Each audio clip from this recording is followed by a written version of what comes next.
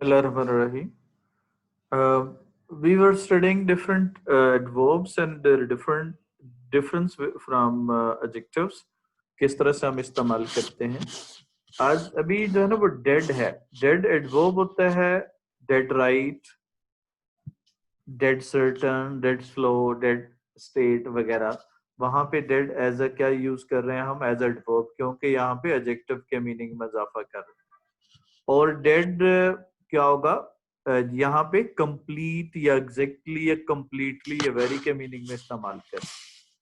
और डेड हम इस्तेमाल करते हैं जो लाइव ना हो. डेड नाउ ये एज एडजेक्टिव इस्तेमाल करें, क्योंकि यहाँ पे डेड मैन के मीनिंग में इजाफा करें. यहाँ पे डेड ड्रंक, टायर्ड और सर्टन की मीनिंग में इजाफा करें. सर्टन, टायर्ड और ड्रंक एडजेक्टिव है, तो ये डेड क्या है, एडवर्ब के तौर पे एक्ट कर रहा है. तो दोनों सूरतों में हम इसके एडजेक्टिव हैं, लेकिन इसके साथ एक और वर्ड है डेडली. वो भी एडवर्ब है, लेकिन उसका फंक्शन जो है वो डिफरेंट है. उसका मतलब होता है कॉजिंग डेथ, यानी जो फैटल हो, पॉइजनस हो, कॉजिंग डेथ करे, उसको हम क्या कहते हैं, डेडली का इस्तेमाल करते हैं. तो deadly poison, deadly weapon, deadly scheme वगैरह वगैरह, ये दोनों में फर्क होगा. ये नहीं हम जनरलाइज कर सकते कि जहां पे डेड का एडवर्ब आना वहां पे हम डेडली लगा दें, तो ये ऐसा नहीं होगा. सॉरी, डेडली जो है ना वो एडजेक्टिव, सॉरी डेडली क्या है, एडजेक्टिव है, एडवर्ब नहीं है. तो ये क्या होगा, नाउन से पहले लगाएंगे. इसका मतलब जो है ना वो कॉजिंग डेथ के मीनिंग में आएगा, ना कि परफेक्टली या कंप्लीटली के मीनिंग में आएगा. क्योंकि ये भी एडजेक्टिव का या एडवर्ब का रोल प्ले करता है, तो मिलता जुलता रोल है, तो इसलिए यहाँ पे दोनों में फर्क देखें. उसके बाद फ्री और फ्रीली है. यहाँ पे भी फ्री जो है वो एडवर्ब भी है, एडजेक्टिव भी है, और फ्रीली एडवर्ब है, लेकिन दोनों में मीनिंग में डिफरेंट होगा. वो कैसे है, फ्री मीन विदाउट पेमेंट, जैसे by one shirt and get one free. अब यहाँ पे फ्री किसके मीनिंग में इजाफा कर रहा है, गेट फ्री के. तो यहाँ पे वर्ब के मीनिंग में इजाफा कर रहा है, तो ये एडवर्ब होगा. तो यानी यहाँ पे फंक्शन उसका है. और फ्री क्या होगा, स्कीम या फ्री टिकट या फ्री एंट्री, या जो फ्री हम जब नाउन के साथ इस्तेमाल कर रहे हैं, तो फिर वो क्या होगा, वो एडजेक्टिव का एक्ट करेगा. और फ्रीली होता है मतलब जब कोई कोई लिमिटेशन ना हो. जैसे क्या होगा, पेंडुलम इज मूविंग फ्रीली होगा, फ्री नहीं कहेंगे. फ्री हम क्यों नहीं कहेंगे, क्योंकि वहां पे विदाउट पेमेंट की बात नहीं हो रही, बल्कि विदाउट रेस्ट्रिक्शन की बात हो रही है. तो जहां पे विदाउट लिमिट या रेस्ट्रिक्शन हो वहां पे फ्रीली लगाना है, और जहां पे पैसे की बात हो वहां पे फ्री का वर्ड इस्तेमाल करना है. ये दोनों में फर्क है. इसी तरह से हाई और हाईली के मीनिंग क्या होगा. हाई इस्तेमाल दोनों तरह से इस्तेमाल करते हैं, अल्टीट्यूड के लिए भी एज एडजेक्टिव भी इस्तेमाल करते हैं, और हाईली बहुत ज्यादा के मीनिंग में इस्तेमाल करते हैं. मसलन क्या होगा, throw it as high as you can. अब यहाँ पे हाई किसके मीनिंग में इजाफा कर रहा है, थ्रो के. तो ये क्या होगा, थ्रो वर्ब है, तो ये एडवर्ब हो जाएगा. और इसी तरह से ही जंप्ड हाई, ये भी जो ना हाई जंप के मीनिंग में इजाफा कर रहा है, तो क्या होगा, ये भी एडवर्ब. और जो हाई एज एडजेक्टिव भी इस्तेमाल होता है, जैसे दिस इज हाईली हाई, क्या होगा, प्राइस, या it has high price, it has high altitude, it has high volume. तो ये जब नाउन के साथ इस्तेमाल हो तो एज एडजेक्टिव रोल प्ले करते हैं.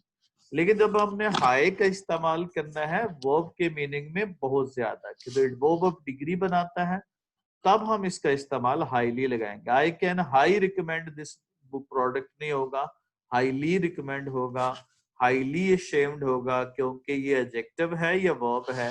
दोनों सूरतों में हमने क्या लगाना है, जो डिग्री का एडवर्ब बनेगा वो हाईली होगा, ना कि हाई होगा. हाई सिर्फ अल्टीट्यूड के हिसाब से है, और हाईली जो है वो क्या होगा, मसलन अगर मैं ये कहूं कि द बर्ड्स फ्लू हाईली या हाई, क्या सर, क्या कहेंगे जी आप, कौन सा चॉइस हाय. हाई, क्योंकि यहाँ पे अल्टीट्यूड से मुराद है, ना कि बहुत ज्यादा के मीनिंग पे है. उसके बाद है एक्चुअली और at this moment. At this moment mean at present time.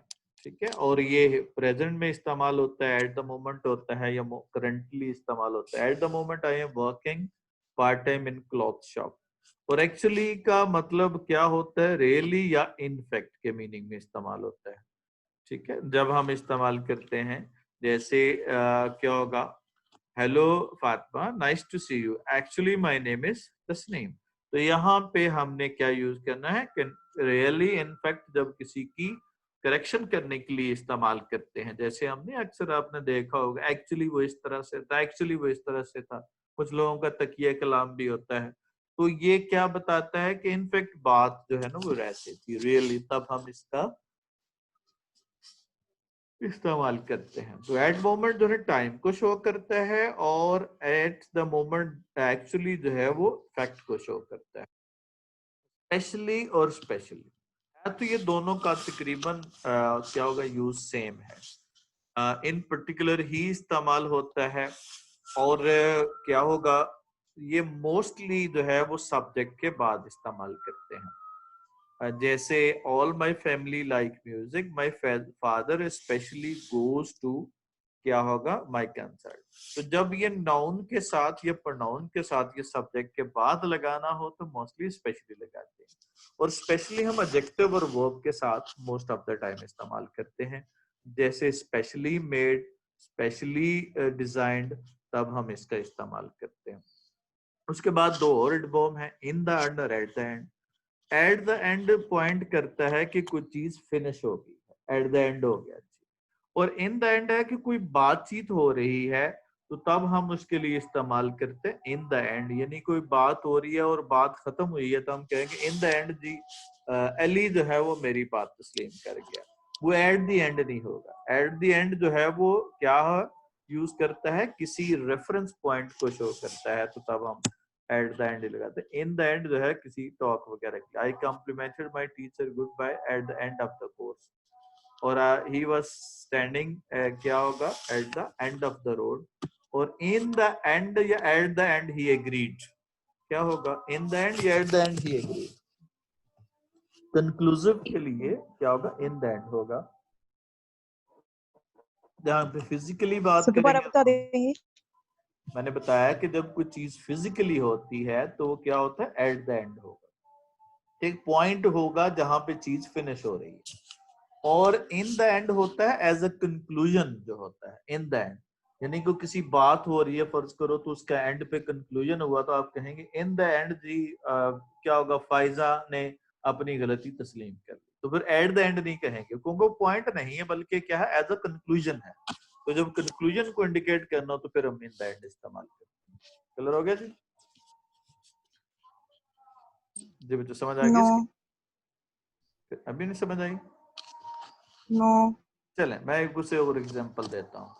फर्ज करो जी, मैं कहता हूँ कि आपके घर में कोई बात हो रही है, दो लोग बहस कर रहे हैं।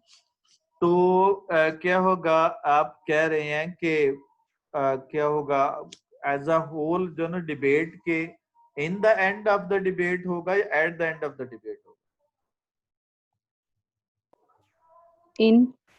इन द एंड ऑफ, यानी कोई चीज कंक्लूजन जब निकल आए, यानी कोई नतीजा निकल आए, तो तब हम क्या यूज करना है, इन द एंड लगाना।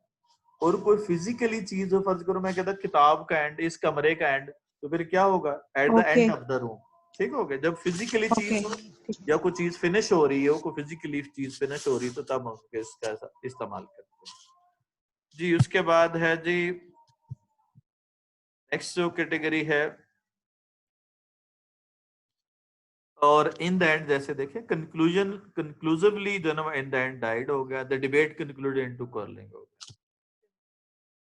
समझ आ गया? Badly injured in the car crash and in the and died हो गया जी। तो इस तरह से हम इसका इस्तेमाल करते हैं। क्या होगा, इन द एंड और एट द एंड का। उसके बाद है वेरी और टू का इस्तेमाल करते हैं। वेरी टू कब लगाते हैं जी? शाबाश। वेरी हम कब इस्तेमाल करते हैं जी? टू नेगेटिव सेंस में लगाते हैं, और वेरी जो है ना वो पॉजिटिव सेंस में यूज करते हैं।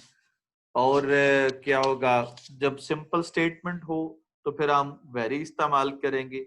जब नेगेटिविटी आ रही हो तो फिर जो है ना वो टू लगाएंगे। वैसे तो क्या समझ आती है, अगर सिर्फ इतना सेंटेंस हो तो क्या यूज करना चाहिए हमें, टू लगाना चाहिए जो ना वो वेरी लगाना चाहिए। अगर सिर्फ वेरी। सिंपल है तो वेरी लगाएंगे, क्योंकि अभी तक आपको कोई इंडिकेटर नहीं है।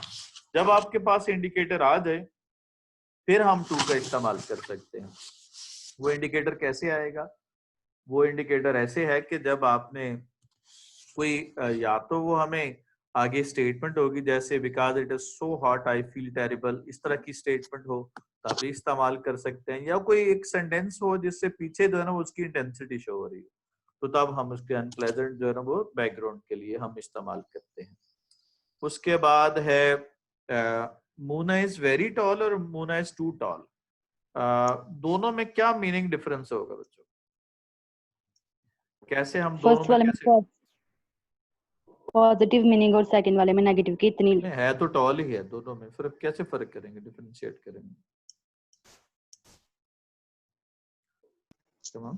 कि पहले वाले में प्लेजेंटली टॉल लगती है और दूसरे में और शाबाश, दूसरे में इसके पहले बहुत वाले में क्या ज्यादा होगा, टॉल है तो वो क्या है प्लेजेंट मीनिंग में इस्तेमाल होती है, लेकिन सेकंड वाले में क्या है अनप्लेजेंट है। जैसे हम कहते हैं जैसे वो सोमरो है इज टू टॉल, इसका मतलब है कि वो इतना टॉल है कि वो नेगेटिव फीलिंग देता है, तो तब हम इसके साथ जो है ना वो टू का इस्तेमाल करते हैं। उसके बाद है जी सो और क्या होगा,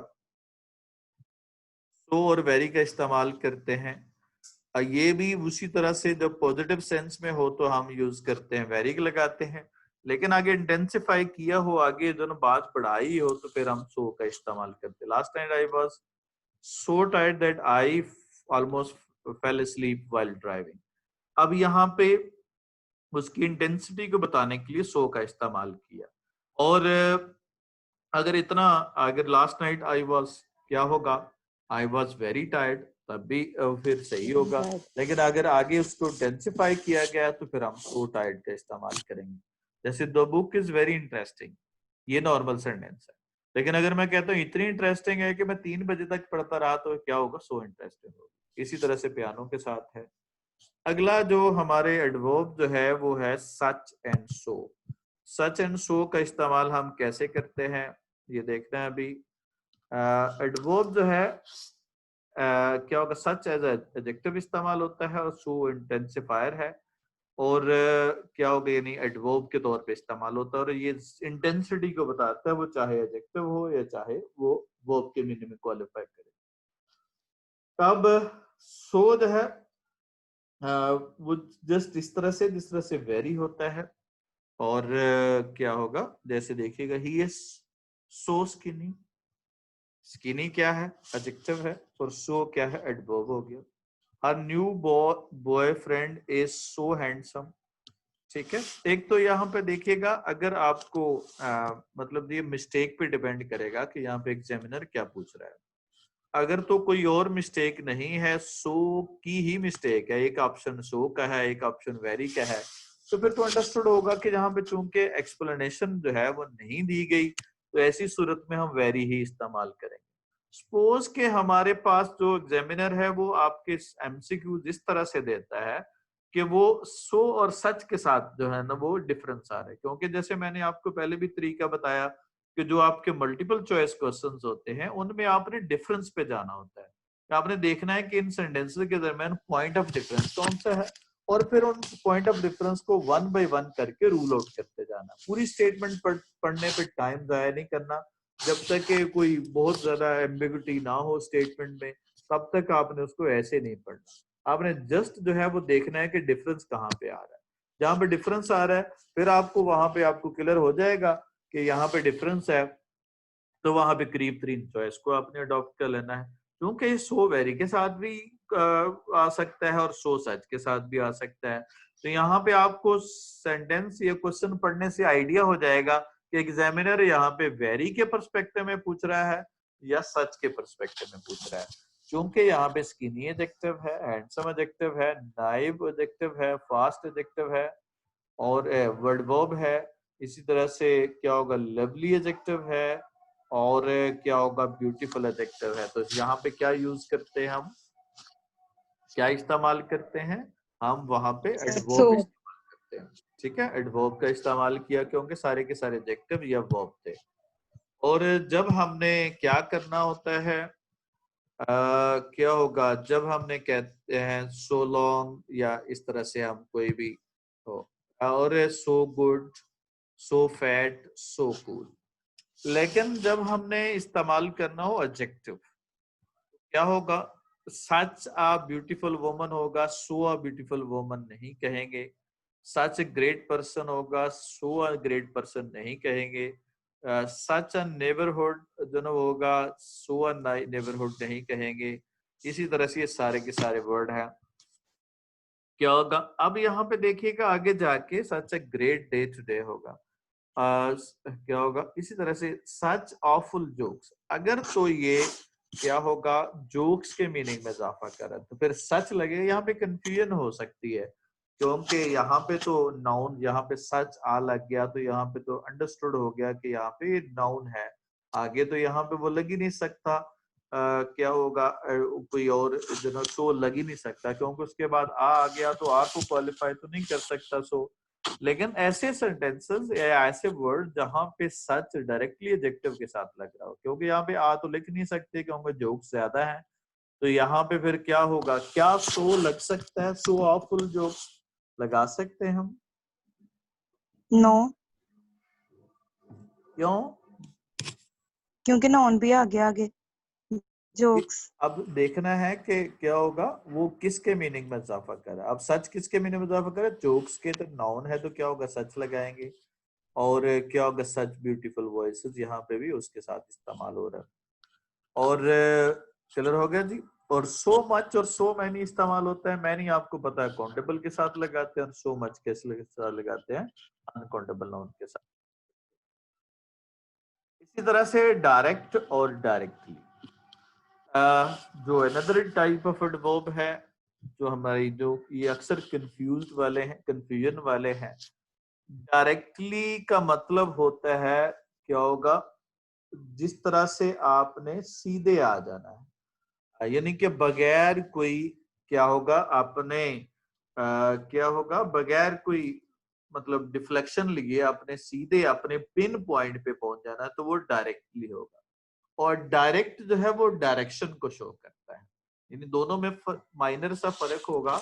डायरेक्टली क्या होगा, अपने पॉइंट पे पहुंच जाना है, और डायरेक्ट क्या होगा, जो डायरेक्शन को शो करता है, स्ट्रेट लाइन को शो करता है।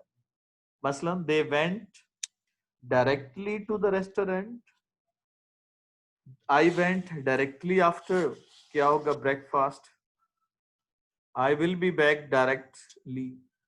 जी, अब जरा क्या होगा, अब जरा बताइएगा कैसे होगा जी। दे वेंट, अब डायरेक्शन शो कर रहा है या टू द पॉइंट शो कर रहा है? Come on, to the point. Point. जी, क्या होगा, they went directly to the restaurant, क्या शो कर रहा है, point, to the point show कर रहा है या डायरेक्शन शो कर रहा पॉइंट। पॉइंट शो कर रहे है? हैं। टू द पॉइंट शो कर रहा है तो क्या होगा, डायरेक्टली होगा। उसके बाद डायरेक्टली आफ्टर द क्या होगा, ब्रेकफास्ट होगा। I will be back directly आ गया, द डिसीजन डायरेक्टली इफेक्ट होगा। यहाँ पे ये किस क्या है, क्या होगा, इफेक्ट के मीनिंग में इजाफा कर रहा है। द सीलिंग डायरेक्टली क्या होगा, अबव द क्या होगा, टू द पॉइंट, बिल्कुल he spoke simply and directly होगा। और डायरेक्ट मीन जो है वो nothing in between, straight line को शो करता है। एडजेक्टिव भी होता है, एडवर्ब भी होता है। They seem reluctant to deal with me direct, ठीक है, यानी कि सीधा बगैर किसी इंटरप्शन के जो हो उसको हम डायरेक्ट का इस्तेमाल करते हैं। जैसे ही केम टू मी, क्या होगा, डायरेक्टली होगा या डायरेक्ट होगा? डायरेक्ट। Direct directly. होगा, ही डायरेक्शन को शो कर रहा है। तो जब डायरेक्शन को शो करे तो फिर हमने क्या लगाना है, डायरेक्ट लगाना है।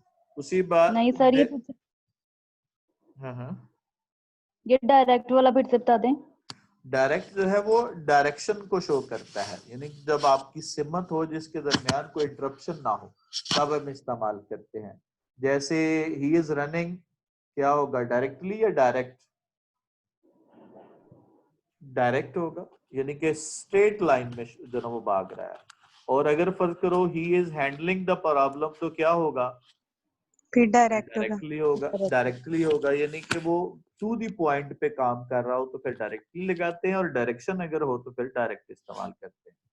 जैसे ये दोनों इस्तेमाल होते हैं एज एडजेक्टिव भी, जैसे डायरेक्ट फ्लाइट है, ठीक है, उसके बाद डायरेक्ट रिजल्ट है, डायरेक्ट सनलाइट है, और उसके बाद डायरेक्ट एविडेंस है। डायरेक्ट जो है ना एज ए क्या यूज होता है, एडजेक्टिव भी इस्तेमाल होता है, लेकिन डायरेक्टली नहीं होगा।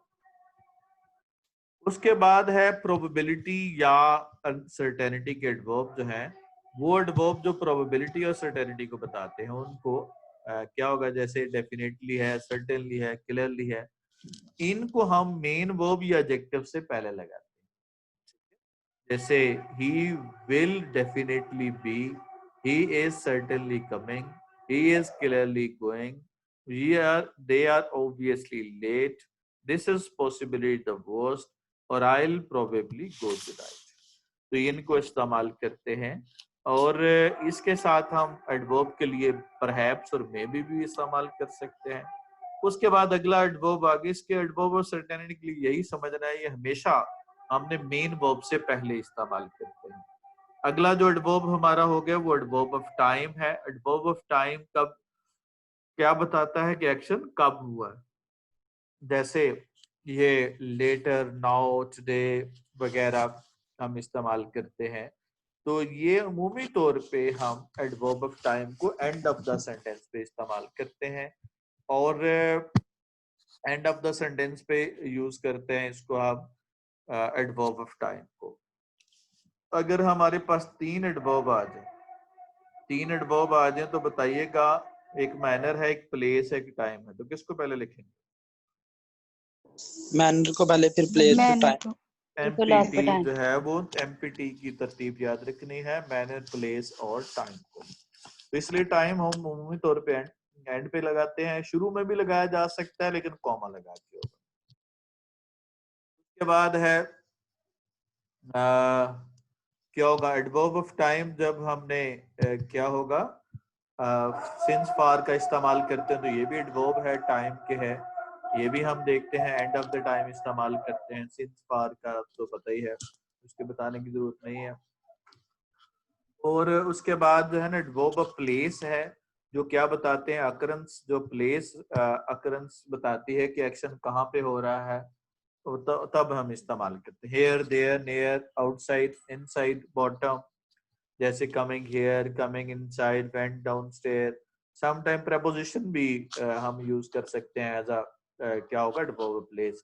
ही वेंट डाउन, यहाँ पे डाउन जो है वो क्या होगा, वो as a place, adverb of place show कर रहा है। तो इस तरह से क्या होगा, जैसे out of the window and where you were, ये पूरी क्लॉज भी हो सकती है, वेयर यू आर देयर।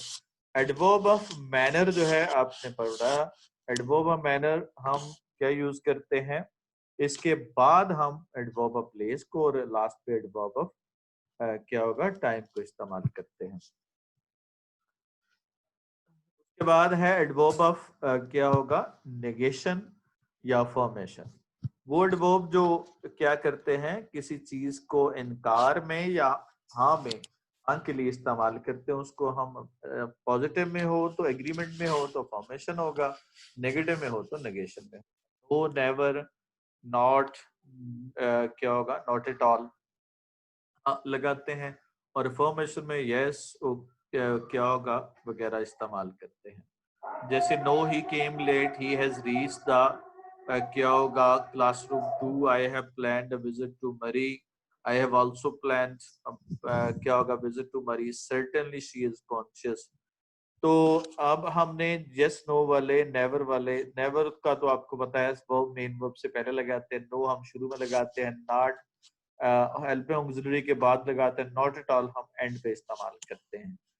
उसके बाद है जी ऑर्डर ऑफ एडवर्ब, जो है ये है कि ये ऑर्डर जो है ये सीरियल ऑफ एक्शन को शो करता हो, तो वहां पे हमने पहले यूज करते हैं। जैसे सीरियल ऑफ एक्शन कैसे है, फर्स्ट है, सेकंड है, थर्ड है, तो तब हम इसको शुरू में इस्तेमाल करते हैं, फर्स्टली या फर्स्ट, सेकंडली या सेकंड, या थर्डली या थर्ड, इस तरह से हम शुरू में इस्तेमाल करेंगे उसको। एडवर्ब ऑफ इंटरोगेशन है, जहां पे हमने पूरी क्लॉज इंट्रोगेटिव के तौर पे इस्तेमाल करते हैं, तो ये इसकी पोजीशन जो है ना मामूली तौर पे क्लॉज के साथ होती है, तो ये क्लॉज का जो है ना वो उसके साथ ही इस्तेमाल होगी, क्योंकि ये एडवर्ब जो है वो एडवर्बियल क्लॉजेस होती हैं। और ये जैसे यहाँ पे आई शैल हेल्प यू, ये इसका टाइम कौन सा है, व्हेन यू रिक्वेस्ट मी है। गो का टाइम कौन सा है, जगह कौन सी है, वेयर यू गो टू है। तो इस तरह से डोंट अंडरस्टैंड किसको है, वेयर ही लिव्स। तो ये एज अ नाउन भी इस्तेमाल करें, एज अ एडवर्ब भी इस्तेमाल करें। लेट्स सी जी, there is some exercise, come on, it is your time, you have to do it all. You are old enough. Old enough, shabash. Enough volume. Enough volume. Good, I have got enough. Not enough. शाबाश, ठीक हो गया।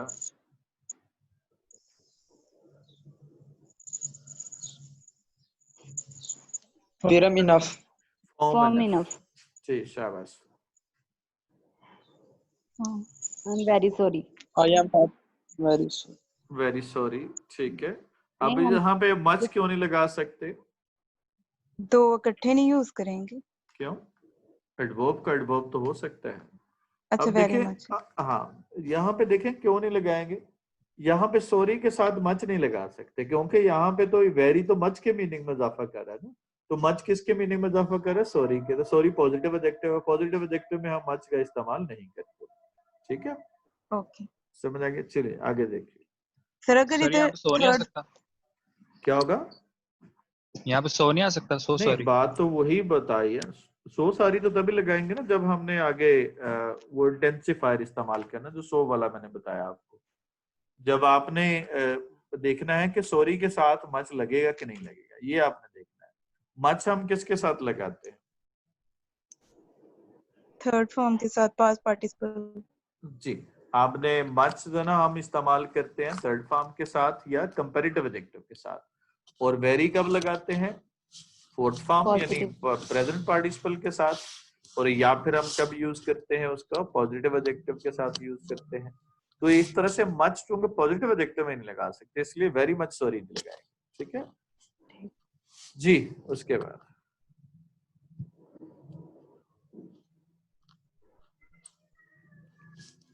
Very very नहीं आएगा, very नहीं आएगा, foolish enough आ गया, तो क्या होगा, foolish enough to trust her आ जाएगा, शाबाश। उसके बाद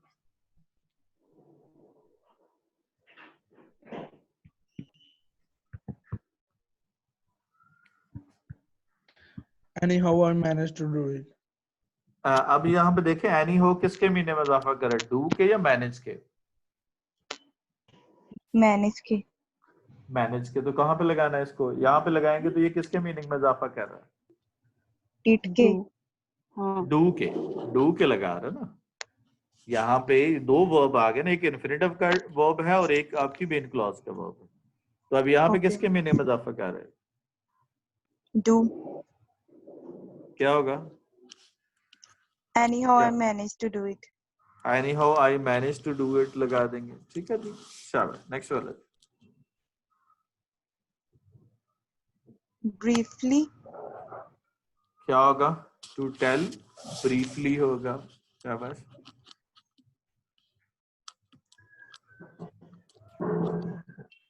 in a detailed manner.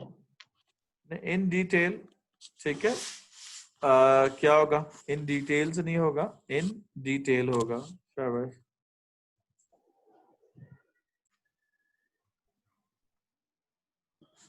Long before the क्या होगा, लॉन्ग बिफोर, और जब जो ना वो क्या होगा, वहां पे कौन सा टेंस इस्तेमाल करेंगे जब लॉन्ग बिफोर आ गया, Past indefinite. नहीं वहां पे परफेक्ट टेंस आ जाएगा, there had been no one, ठीक है जी, Okay. हैड बीन आ जाएगा, शाबाश। The story is very Sorry, Very interesting, ऊपर वाले- interesting. जी सर, बेटा। ये ऊपर 10th वाले सेंटेंस में देर एक बार ही आएगा ना, आखिर में देर नहीं लगाएंगे फिर। नहीं, ये वाला देर क्यों नहीं आ सकता, दो दफा आ सकता है। ये वाला देर प्लेस को शो कर रहा है और ये वाला देर इंडिकेटर प्रोनाउन को शो कर रहा है। ये देर प्लेस का ये एडवर्ब प्लेस का है, ये वाला देर जो है ना इंडिकेटर प्रोनाउन है। जो देर शुरू में आता है वो प्लेस नहीं शो करता। ठीक है, जैसे मैंने कहना हो कि वहां एक लड़का है, तो क्या इंग्लिश होगी उसकी? बराबर, वहां एक लड़का है, There is a boy. There is a There boy is a there. boy. नहीं, Yes, there is a yes. Boy नहीं होगा, there is a boy there.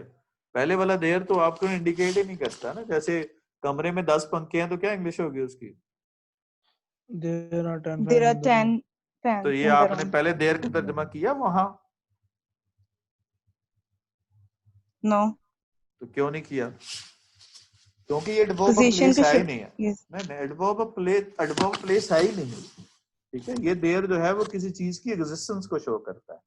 तो जो जो देयर जो है वो एग्जिस्टेंस को शो करे, उसका हम एडवर्ब ऑफ प्लेस नहीं हो सकता। ठीक है, प्लेस वो होगा जो उसकी जगह बता रहा है। बात समझ आ गई कि नहीं? Yes, sir. जी, नेक्स्ट वाला। They behave in a cowardly manner. Very in a interesting. Cowardly manner. ठीक है, या विद कॉवर्डेस किसी तरह से भी लगाया जा सकता है। यानी कि ये चूंकि एडजेक्टिव होता है, इसको एडवर्ब बनाना है। और एडवर्ब बनाने के लिए क्या है, या तो हमें एडवर्ब तो वैसे एल वाई वाला या इस तरह से कोई मिल जाए, या फिर हम उसको फ्रेज बना लेंगे। जैसे हम इसके साथ नाउन लगाना पड़ेगा, जाहिर है एडजेक्टिव अकेला नहीं लग सकता। एडजेक्टिव तो जाहिर है नाउन लगाएंगे तो नाउन तो इसको क्वालिफाई नहीं कर सकता बिहेव को। फिर उसके साथ हम फ्रेज बना लेंगे, इन अ कॉवर्डली मैनर या विद कॉवर्डिस वगैरह वगैरह। जी शाबाश। He Sings sings well. well. Well, things Well. Well हो गया, ठीक हो गया। Very fine today. Very fine Very today. fine. he never goes there. He never goes there. और It is very hard today. Very hot today. It is very hot today. ये today है। So ये भी तो Very हाँ, interesting. so ये भी तो हो सकता है ना, unpleasantly hot. तो वहां पे आपको मीनिंग फिर पता चलना चाहिए ना। वहां पे आपको कैसे परसीव कर लिया कि अनप्लेजेंट है। ठीक है, यहाँ हो पे सकता है। नहीं, वो कैसे वेरी हॉट तब है जब मतलब कि वो चीज आपने अनप्लेजेंट वहां पे बैकग्राउंड से पता चलेगी ना, वरना हमने पॉजिटिव डिग्री में वेरी इस्तेमाल करना। ठीक है, जैसे वेरी इंटरेस्टिंग है। अब देखें, इंटरेस्टिंग जो है ना वो नेगेटिव में भी इस्तेमाल हो Okay. सकता है, लेकिन उसके बैकग्राउंड से पता चलेगा हमें। मैंने जैसे पहले बताया कि आपने देखना है कि यहाँ पे बैकग्राउंड पे राइटर क्या वो पूछना चाह रहा है आपसे। अब फर्ज करो और कोई मिस्टेक ही नहीं है। ठीक है, कोई और मिस्टेक नहीं है, एक जगह पे टू हॉट है, एक जगह पे वेरी हॉट है, तो जाहिर है आप पहले ऑप्शन कौन सा लेंगे, वेरी हॉट को। तो ऑप्शन में से आपने सिलेक्ट करना होता है कि कौन सा अप्रोप्रिएट चॉइस आपके पास उन ऑप्शन। हो सकता है समटाइम ऐसे भी होता है, वो करीब करीब भी हो सकते हैं, यानी दूसरे अप्रोप्रिएट चॉइस हो सकते हैं दूसरे भी। जी शाबाश। नेक्स्ट वाला। I am much surprised. नहीं सरप्राइज क्या होगा? Very interesting. अच्छा, Very सरप्राइज के आएगा साथ इसके साथ वेरी यही। सही है। yes. शाबाश। नेक्स्ट वाला Smell sweet. स्वीट हो गया। ओनली का जो एडवर्ब होता है ये बड़ा इंटरेस्टिंग। जी, Sweet only. अपने Yes. वाइब्रेशन बंद कर लेके नहीं मोबाइल की। अब क्या होगा? Only did two sums. अब जरा देखिएगा जी, ओनली जो है ये इसका मल्टीपल फंक्शन है, एज एडवर्ब भी है, एज एडजेक्टिव भी होता है। तो जब आपने इसको मल्टीपल फंक्शन में इस्तेमाल करेंगे तो आपको डिटरमिन करना है कि यहाँ पे आप क्या मीनिंग ले रहे हैं उसका। जरा देखिएगा, I only did two sums. तो अब जरा ओनली क्या किया, डिड किया या टू सम्स किए? Two sums किया. टू सम्स किया, तो इसका मतलब है यहाँ पे किसके मीनिंग में इजाफा कर रहा हूँ? ओनली। Two. हाँ इस सेंटेंस में मतलब did अभी जैसे लिखा हुआ। हाँ, Yes, इस अभी सेंटेंस में did है, अब डिड के मीनिंग में इजाफा करें, यानी इसका मतलब ये बनेगा उसने सिर्फ किया और कोई काम नहीं किया। अगर हम हाँ। ओनली को आई से पहले ले आते इसका मतलब आई ने किया, किसी और ने नहीं किया। और यहाँ पे अगर हम टू सम्स के साथ ले आते हैं इसका मतलब उसने सम्स किए, कोई और काम नहीं किया, दो सम्स किए, ज्यादा नहीं किए। ठीक हो गया। तो ये डिपेंड करता है कि इसकी पोजीशन कहाँ पे है और इसका मीनिंग क्या दे रहा है। तो यहाँ पे किसके मीनिंग में ज्यादा हमें प्रोबेबल लगता है, उसने किया या उसने दो सम्स किए? जो हमें टू सम्स इंडिकेट क्या कर रहा है कि उसने दो सम्स किए। फिर क्या लगाएंगे, इसको कहाँ पे लगाएंगे? I did only 2 sums. ठीक है, टू आई से डिड पहले ओनली 2 yes. सम्स, ठीक है, या सम्स के बाद भी लिखा जा सकता है इसको जी। आई डिड 2 सम्स ओनली, ठीक हो गया जी। उसके बाद है शाबाश, नेक्स्ट वाला बताइएगा।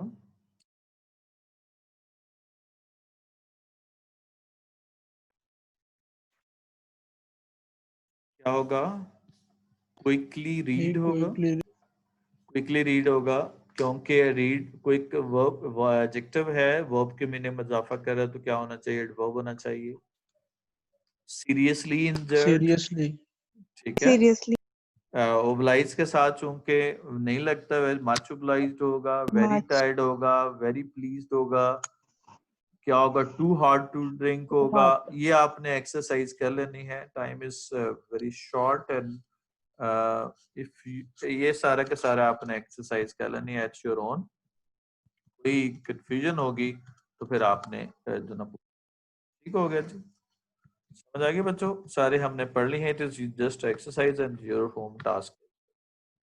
Do you have any question beside these sentences you can ask? Okay, bhai. Have a nice time. See you. Allah Hafiz.